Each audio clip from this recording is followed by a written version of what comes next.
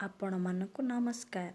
ମୋର ୟୁଟ୍ୟୁବ୍ ଚ୍ୟାନେଲକୁ ଆପଣମାନଙ୍କୁ ସ୍ୱାଗତ। ଆପଣମାନଙ୍କୁ ଯଦି ମୋର ଭିଡ଼ିଓ ଭଲ ଲାଗୁଛି ମୋ ଭିଡ଼ିଓରେ ଲାଇକ୍ କରନ୍ତୁ, ସେୟାର କରନ୍ତୁ, କମେଣ୍ଟ କରନ୍ତୁ, ସବସ୍କ୍ରାଇବ୍ କରିବାକୁ ଜମାରୁ ଭୁଲନ୍ତୁ ନାହିଁ। ବେଲ୍ ଆଇକନ୍କୁ ନିଶ୍ଚିନ୍ତ ଦବାନ୍ତୁ।